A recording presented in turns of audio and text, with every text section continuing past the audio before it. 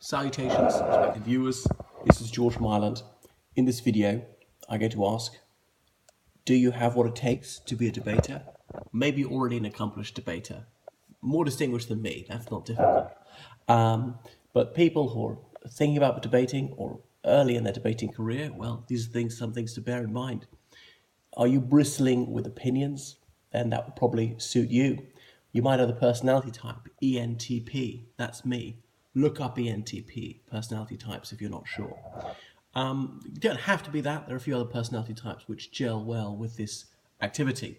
An argumentative sort of person would be the right kind, even if, for the sake of tact, you sometimes bite your tongue and don't express your opinion.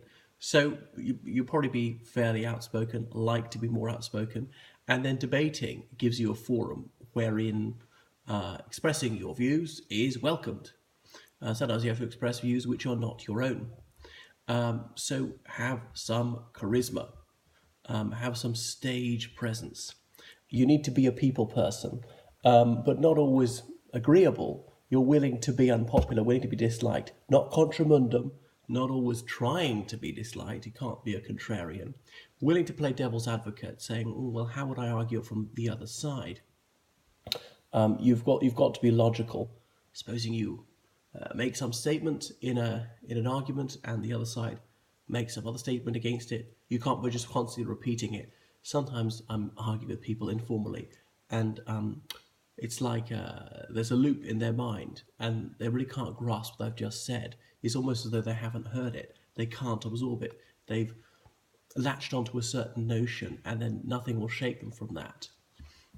They can't adjust. They sometimes just try and block it out. But you mustn't be doing that. You must be able to cope with it. So sometimes I ask myself about an issue, well, what are all the reasons to be for this? What are all the reasons to be against it? What's the most persuasive argument on this side? What are any lacunae in the argument on the other side of this issue? Sometimes I'm watching politicians being grilled in interviews and think, oh my God, he's on a sticky wicket. How would I get my way out of that one if I was there? Or if I was interviewing them, what are the very challenging questions I would ask this politician to really probe her? Sometimes you might listen to a politician or a spokesperson and think, I could do better. I could have delivered their case more effectively than that. Perhaps you find yourself irritated to hear specious arguments being advanced, even if you agree with the cause that's being defended, but just think someone's doing a poor job of it, don't like feeble arguments. You can recognize a thin argument when you hear one, or indeed twaddle.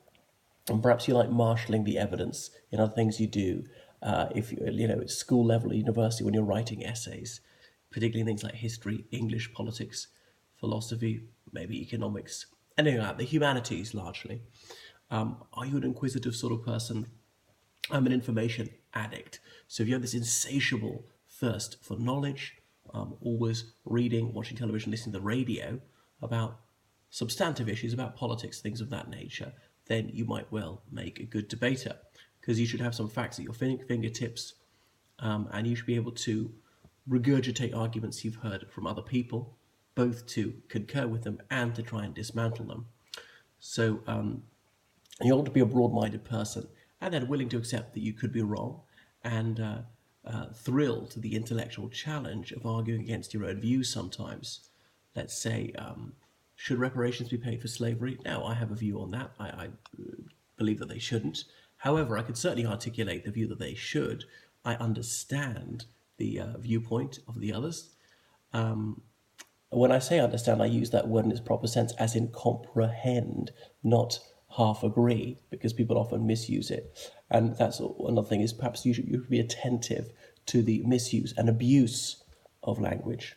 So you ought to be an articulate person with a broad lexis, eager to expand your vocabulary further, and speak grammatically, certainly, quite clearly too. Being a good listener, that helps. So if you are going to debate, when you're doing it, obviously you must stand up to your full height, and puff your chest out just a little bit, not to a comical degree, like that, because that would just be ludicrous. Be decorously dressed, unlike me, so there's nothing that people could be distracted by or dislike you for. So you're showing some respect to your audience. And have your feet shoulder width apart. Maybe you can't tell that's what you're at the moment. If they're right together, that's too much. If they're way apart, well, you're sinking down a bit and you're like a gunslinger. It's silly. And then breathe deeply before you start. You may need to gather yourself and then commence when everybody's listening to you. So you'd have your hands down by your hips where you can't really see mine. Right down by here.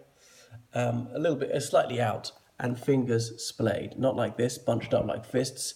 Even if you're feeling tense, that's not good for your circulation. But then ready to move your hands up a little bit and gesticulate as you're going. I'm overdoing it at the moment, simply to prove a point.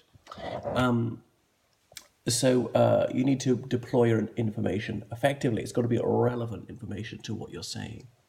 Now, in a way, there are two types of debating. Are you debating for an audience? There might be dozens or perhaps hundreds of people there. There you might need to play to the gallery a little bit. You can look at the gallery if there is one and be entertaining them. They want mirth. They're moved by emotion a little bit more. They're not so logical.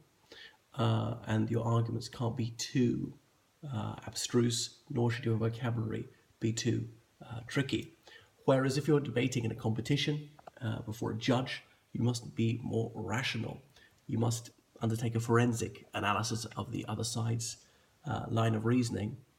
What's wrong with their evidence? Or are there any non sequiturs in what they said? I dislike alcohol, therefore it should be banned. Well, that one doesn't follow on from the other. That'd be the kind of thing to take apart. And it would be unemotional. They wouldn't be impressed by that, or indeed by humour. So more like loyally point scoring and sticking quite rigidly to the issue at hand, not simply trying to entertain them. So they would be looking out for a more scientific approach, I suppose, being strictly rational and trying to refute the other side's rationale point by point.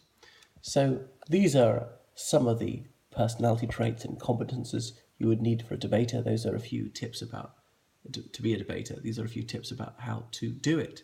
And I'll demonstrate how to debate more motions a little bit later on. That's all for this morning.